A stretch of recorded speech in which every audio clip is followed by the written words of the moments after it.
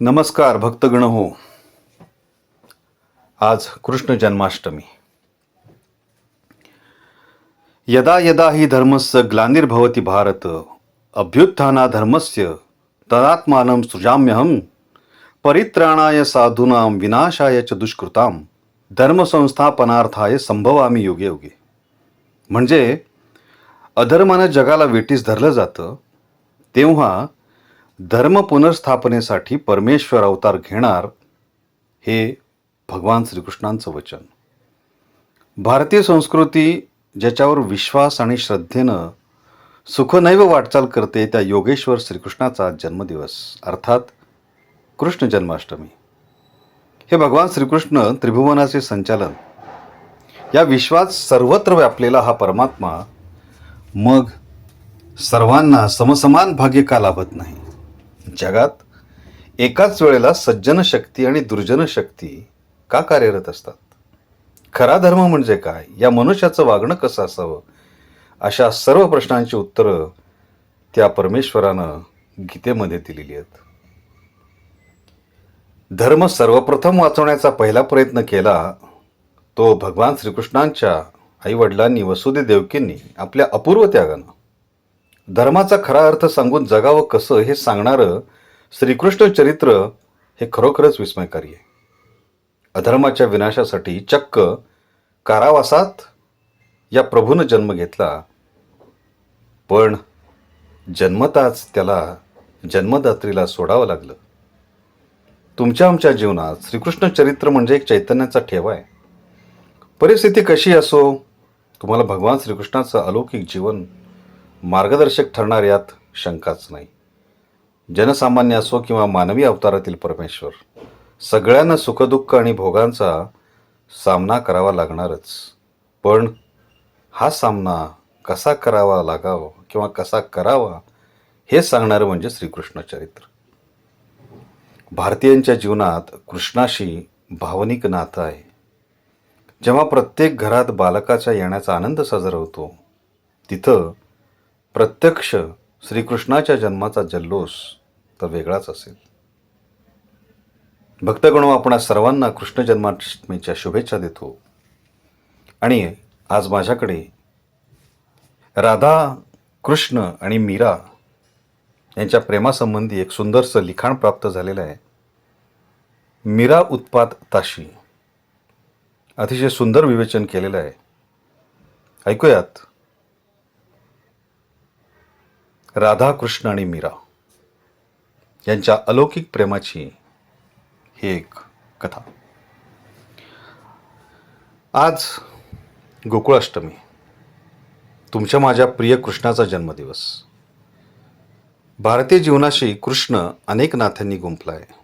तो खोडकर मुलगा आहे, उत्कट प्रेमी आहे, संयमी पती आहे, द्रौपदीचा सखा आहे, कुशल संघटक आहे, यशस्वी राजकारणी पण आहे, आणि पंढरपूरला आल्यावर तर तो सर्वांचा विठू माऊली झालाय. लेकरबाळ होऊन संतांना, भक्तांना अंगाखांद्यावर खेळवू लागलाय. त्याची ही मोहक रूपं आपल्याला सतत भोवताली दिसत राहतात. भारतीय लोकमानसानं श्रीकृष्णाला फार मधुर रंग दिले आहेत. पण या साऱ्या रंगांमध्ये उठून दिसतो तो त्याचा प्रेमरंग. सामान्य माणसांबरोबर ऋषीमुनी आणि संत महंतांनीही त्याला या रूपात स्वीकारलेलं आहे. उदात्त प्रेम भावनेनं त्याला सजवलंय. घनश्याम कृष्ण चित्तचोर आहे. या चित्तचोरानं मीरेचं चित्त कधी चोरलं ते तिचं तिलाच कळलं नाही. लहानपणी आईबरोबर खिडकीतून लग्नाची वरात पाहताना तिनं आईला, आई माझा नवरा कोण असं विचारल्यावर आईनं श्रीकृष्णाच्या मूर्तीकडे बोट दाखवून गमतीनं म्हटलं की हा तुझा नवरा आहे. आणि ही वेडी त्या क्षणापासून त्याच्यावर जीव जडवून बसली. तिला त्याच्याशिवाय काही सुचत नव्हतं. ती सतत कृष्ण भक्तीत तल्लीन राहायची. आईवडिलांना वाटलं लहान आहे, मोठी झाल्यावर कळेल. मोठी झाल्यावर तर तिनं ठरवूनच टाकलं, मेरे तो गिरीधर गोपाल दुजा न कोई. तिच्या प्रेममार्गात अनेक काटे आले, पण ती आपल्या प्रेमनिश्चयापासून तसूभरही ढळली नाही. तिचं लौकिक जगात लग्न झालं, पण तिनं ते स्वीकारलंच नाही. तिला कळलं नसेल की कृष्ण कधीच आपला होणार नाही. नक्कीच कळलं असणार, पण ती या साऱ्यांच्या पलीकडे पोचली होती. लौकिकदृष्ट्या मीरेचं प्रेम असफल असेलही, पण तिच्या दृष्टीनं ती व कृष्ण कधी वेगळे नव्हतेच. त्यांचे हे तादात्म्य पाहून सरते शेवटी लौकिकातल्या नवऱ्यानं देखील ते मान्य केलं आणि मान्य करावंही लागलं. मीरेला कृष्ण तिचा प्रिय व्यक्ती म्हणून हवा होता. त्याच्यातल्या देवापेक्षा त्याचं माणूस पण प्रिय होतं. आपल्यावर अलौकिक प्रेमानं तिनं त्याला आपल्या पातळीवर आणलं, म्हणूनच तिनं विषाचा प्याला प्याला. पण मूर्तीतला कृष्ण हिरवा निळा झाला हो. हीच तर प्रेमाची सार्थकता, ताकद. उत्कट प्रेम करणाऱ्या व्यक्तीचं प्रेम सफल असो वा विफल ते महत्त्वाचं नसतंच. महत्त्वाचं असतं त्या व्यक्तीवर प्रेम जडणं. हीच प्रेमाची सफलता असते. खरे प्रेम करणारे व्यक्ती स्वामित्वाशी भाषा बोलत नाहीत. ते दुरून उत्कट प्रेम करतात की जे मीरेनं कृष्णावर केलं. आणि निखळ निर्व्याज प्रेम फार ताकदवान असतं. तिच्यामध्ये उत्कट विजगुष्य वृत्ती असते. आयुष्यानं समोर टाकलेल्या संकटाला हे प्रेम ऊर्जा पुरून उरतं. अगदी विपरीत परिस्थितीही जगण्याची ताकद देतं. मीरेचं प्रेम चिरंतन होतं. रुक्मिणी आणि राधेसारखा कृष्ण तिच्या वाट्याला आला नाही, पण तिला याचं देणं घेणं नव्हतंच. ती तिच्या या प्रेमात खूप धुंद होती. अगदी मध्ययुगात जन्मूनही त्यांच्या इतकंच, किंबहुना त्यांच्यापेक्षा काकणभर जास्तच प्रेम तिनं कृष्णावर केलं. आज या कृष्णाष्टमीमुळं मीरेच्या या पारलौकिक प्रेमाची आठवण झाली, म्हणून काहीसं लिहावं वाटलं. श्रोते हो, या सुंदर विवेचनाबद्दल आपलं मत काय आहे हे जरूर कळवा. आणि या प्रसंगाला अनुसरून एक सुंदरसं गीत ऐकूयात आपण.